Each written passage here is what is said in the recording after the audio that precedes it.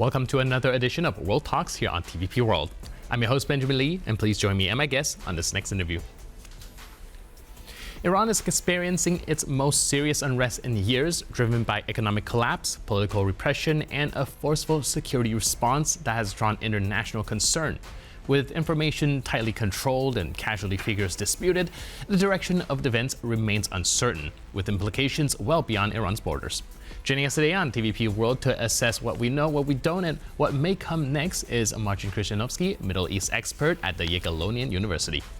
Hello and welcome to TVP World. Hello, Ben. Thank you for the invitation. So we are continuing this discussion and continuing our observation in a situation in Iran. Just a week ago, we were expecting things to perhaps fizzle out, but things can also take a turn for the worse. In your current assessment, where do you see things are going? The repression doesn't seem to end the protests just yet, but today things do seem to have died down a little bit due to be it information security or the tightened grip of the regime. What's your take? First of all, the protests lost their momentum. Since yesterday, we can observe a sharp decrease in numbers of protestants and numbers of demonstration. However, the last few days were marked also by a sharp increase in number of casualties. At the moment, internet is turned off in Iran. It's very hard to make international calls. So our sources are at the moment, sources of information are at the moment a little bit blocked, but we know that there is a lot of casualties. There is at least 500 confirmed civilian casualties and at least 40 casualties among the security services member, police, Basij, and other Iranian forces. It's a sign that the protests are really brutal, and the answer of the Islamic Republic is as brutal as well. All right, and speaking of brutality, we also saw the shutting down, the blacking out of the internet despite clear economic costs. Do you think that this also is a showcase of how the regime is prioritizing their own political survival over economic stability or freedom of information at this stage? Definitely, Islamic Republic of Iran will not surrender itself to the Protestant, and the regime will do everything to defend itself and to secure the survival of the Islamic Republic.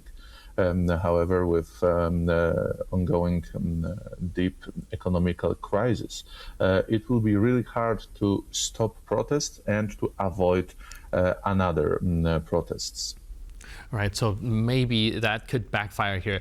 Now, another interesting thing we've observed over the week is that the president of Iran, his stance seemed to have changed over the week. Not just last week, he's been saying things like, don't blame America for it, it is our fault, we need to do some reform, pretty much kind of catering to the protesters' demands. But now he's coming out and saying the exact opposite, blaming exactly America and Israel for the unrest that's taking place in the country. What changed? The protests persist. The good guy wasn't helpful, so so now it's the time for a bad guy. First there was a little carrot. Now it's time for a big stick. And the president is also not fully independent in his internal, especially security policy, as his power is limited by not only a supreme leader, but also some hardliners in the Ministry of Internal Affairs, which is dominated by the military and security personnel. Right. And turning our attention to Washington, Donald Trump's rhetoric has been, of course, escalating as well. And he's hinting at tougher response with calling the Americans within Iran to evacuate the place and also hinting at a military operation. How seriously do you think Iranian decision makers are taking the signal from Trump's White House? They are taking those signals very seriously, although they are not afraid. Since 12 days war, they are awaiting another series of strikes from Israel and United States.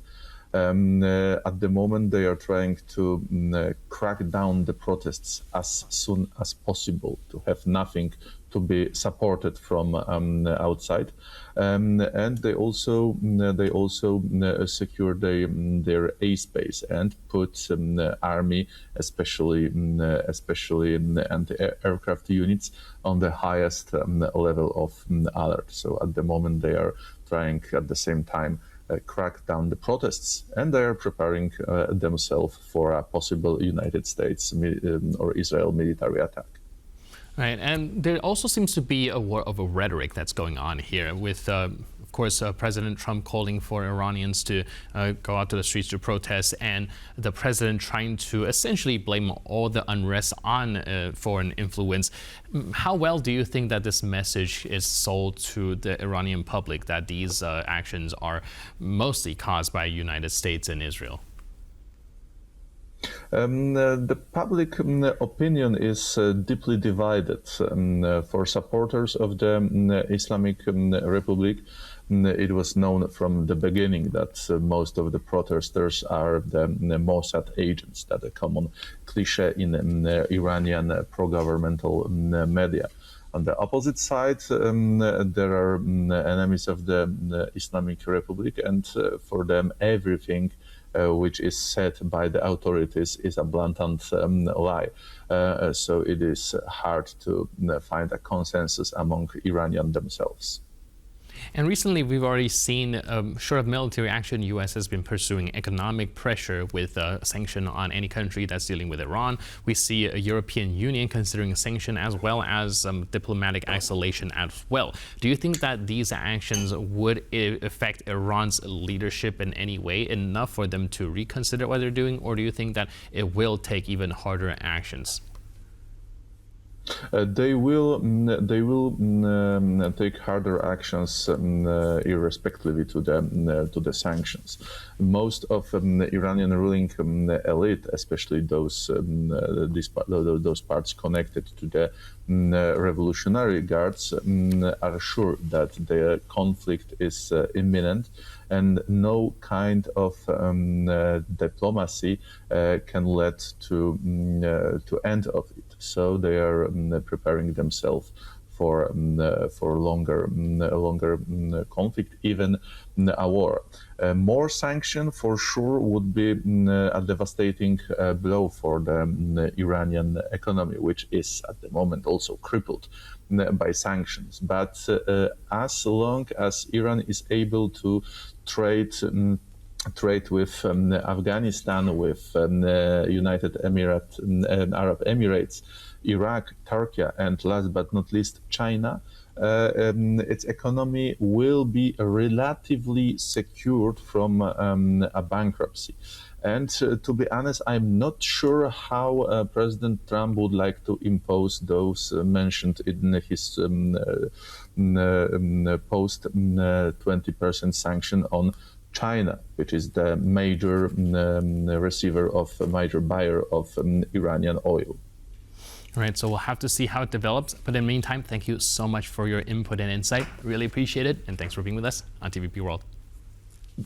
Thank you very much, and have a nice evening. Thank you. And thank you for tuning into this edition of World Talks. For more news, update, and commentary, please stay tuned to TVP World.